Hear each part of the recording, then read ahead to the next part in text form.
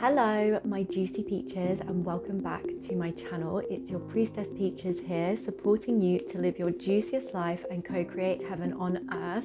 So today is Well-Being Wednesday, and well-being for me is not just our well-being, but it's the well-being of the planet and the animals as well. So I'm going to be diving into a topic that I personally find very challenging to speak about. I find myself feeling very upset and triggered. It's quite close to home for me, and it means a lot to me.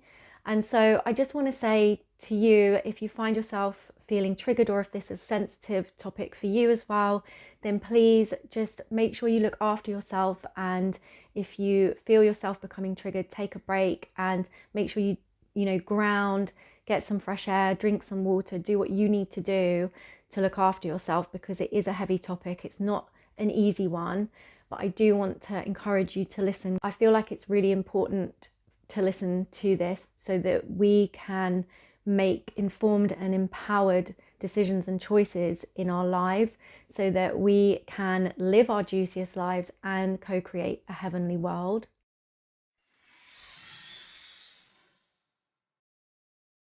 You see, most people believe that they are against SA, sexual abuse.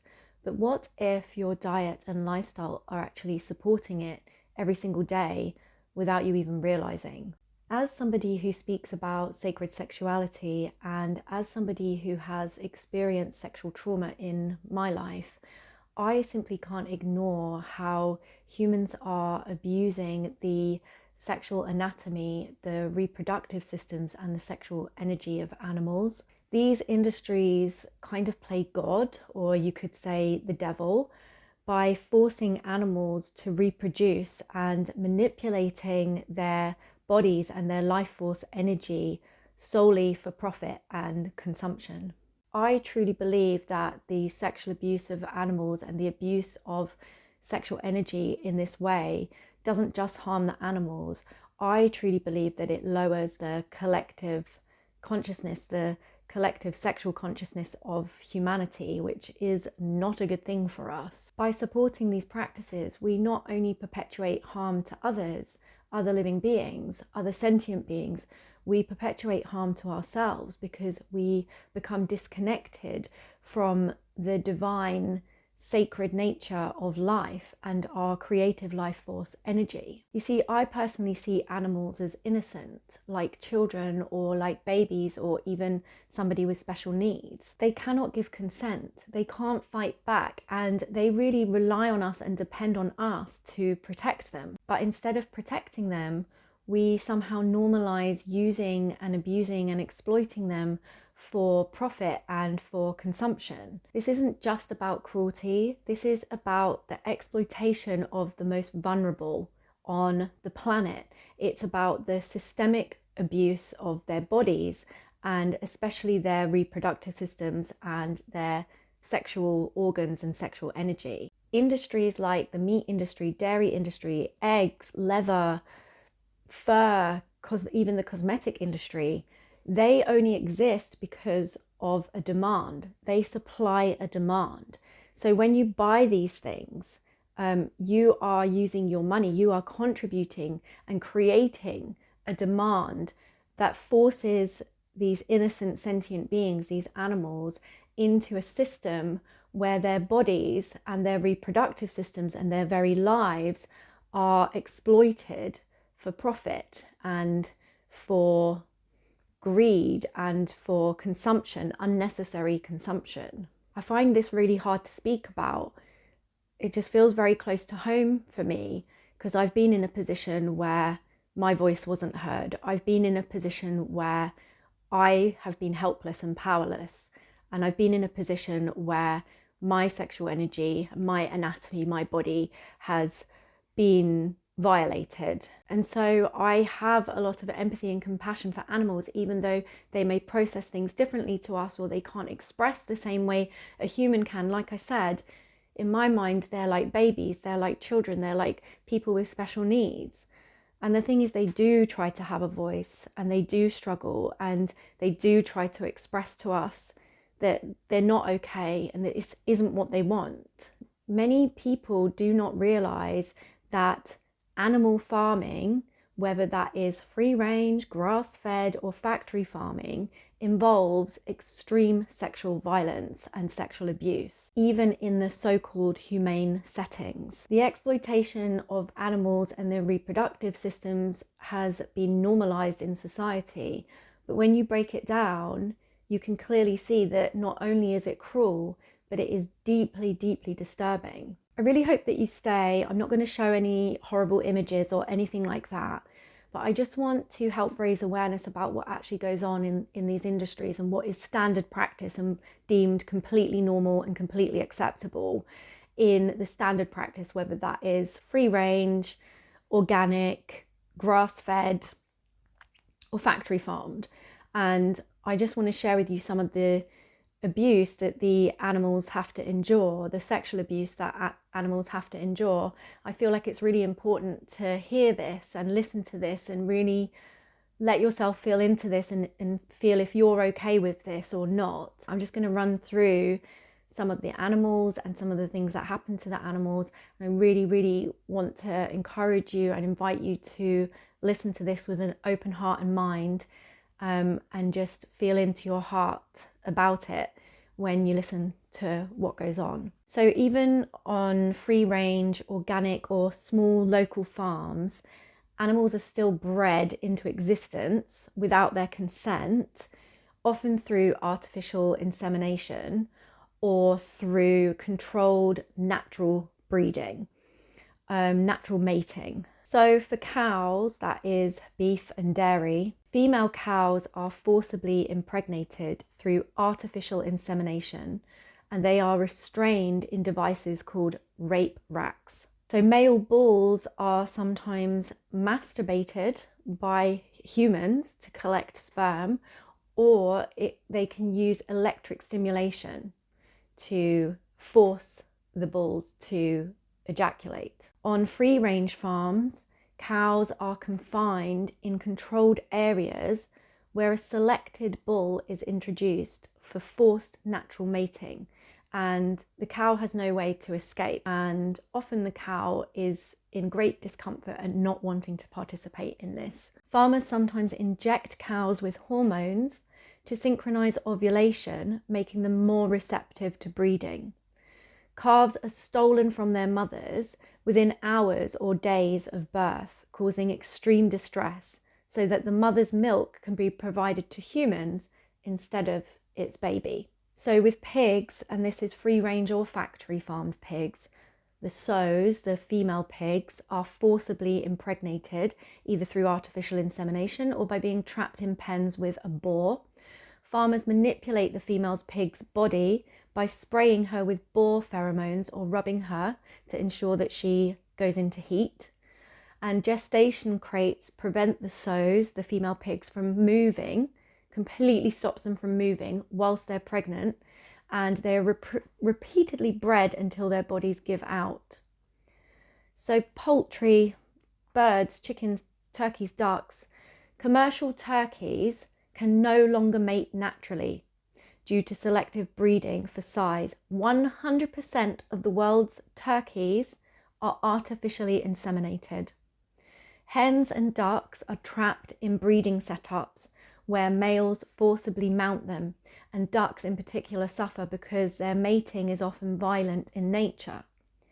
Egg-laying hens are genetically manipulated to produce 300 eggs per year, compared to their natural 12 to 20 eggs a year, leading them to exhaustion and reproductive diseases. Male chicks are ground alive or suffocated at birth in the egg industry simply because they don't lay eggs, because they're not female. With ducks and geese, there's a thing called foie gras. I don't know if that's how you say it. And in this industry, the ducks and geese are force-fed. So they're bred into existence to be completely tortured, and they are force-fed through a metal tube that's shoved down their throat multiple times a day to fatten them up, and their livers swell up to 10 times their normal size, leading to organ failure, infections, and extreme suffering. And many birds will die before slaughter due to ruptured livers. Sheep and goats So this is milk, meat and wool industries. The females are forcibly bred to produce milk, and their babies are taken away to prevent them from drinking it, again, like cows. Shearing is often done aggressively, leading to cuts, stress and abuse. And lambs and kids, the babies, are slaughtered as byproducts when they are deemed unprofitable. So fish, so we're talking any kind of fish and caviar, fish farming. The female fish are milked for their eggs, which are forcibly squeezed from their bodies, which can cause a lot of damage to the fish. For caviar production, female sturgeons are cut open whilst they're still alive to extract their unfertilized eggs. This process kills the mother, as sturgeon are often slaughtered before they can reproduce naturally. Just the topic of eggs and consuming other sentient beings' eggs. So eating eggs is essentially eating a hen's period, or in some case an unborn baby bird. So hens, they have a thing called a cloaca, and this is where they poop and where they lay eggs from and where they urinate from. And so chickens have one single opening for laying eggs, for urination, for defecation and for mating. So the eggs that humans eat come out of this one place where all the feces come out as well. And due to selective breeding, like I said before, hens now lay 300 eggs per year. This leads to prolapsed cloacas, osteoporosis and extreme exhaustion and death. If the egg is unfertilized, it's the equivalent of a hen's period, a reproductive byproduct. If the egg is fertilized, it contains a developing embryo, meaning people who eat fertilized eggs are literally eating unborn baby birds, and people who eat unfertilized eggs are eating a hen's period. And the fish eggs in caviar, these are unfertilized fish eggs, just like chicken's eggs. And like I said, the female fish are either squeezed to force the eggs out, which is a painful process, which can really harm them, or they're killed and cut open alive to remove the eggs. So caviar is considered a delicacy, yet it's literally stolen reproductive byproducts. Moving on to bees. So a lot of people don't understand why vegans care about the bees, but we do. So queen bees are artificially inseminated with semen extracted from male drones by squeezing their abdomens until they ejaculate and die. So beekeepers manipulate and exploit their reproductive cycle to maximize honey production, and their wings are clipped as well. So when we look at things from this point of view, we can see that animal farming is not just about killing animals. It's about controlling and manipulating and violating their reproductive systems, their bodies, their sexual energy. And it is about exploiting these aspects of them. So whether it is forced breeding, like artificial insemination, egg production, caviar harvesting, whatever the situation, these poor animals, these innocent sentient beings, really do endure the most horrific sexual abuse on an unfathomable scale. No matter how humane the farm claims to be, these practices are rooted in the sexual abuse and sexual exploitation of innocent sentient beings. I personally feel like it's time to awaken to these harsh truths, these ugly truths, and to make a stand and take action in alignment with what we want to demand in this world. Every meal and every purchase is an opportunity to choose compassion over cruelty, is an opportunity to not contribute to the sexual abuse and exploitation of other beings on the planet. And it's an opportunity for you to live in alignment with what it is you stand for yourself and others in the world. By choosing to live a cruelty-free life, by being vegan and raising your sexual consciousness, you can help stop the cycle of violence, and you get to create a world that values all lives and the sexual energy within them, whether that's humans or animals. I do just want to mention here that if you are wanting to thrive being vegan, then I have a one-to-one program called Vegan Goddess. It's a 3-month one-to-one program. It is specifically for women to help women thrive being vegan. There is a structure to it, and we will go through all the different pitfalls and all the different areas of focus that you need in order to create a way for yourself to thrive being vegan. And we'll take into consideration everything holistically, your lifestyle, your desires, your goals, just all like realistically how you live and how you can become vegan in a way that's going to truly support you and nourish you, where you can actually thrive long-term, sustainably, forever.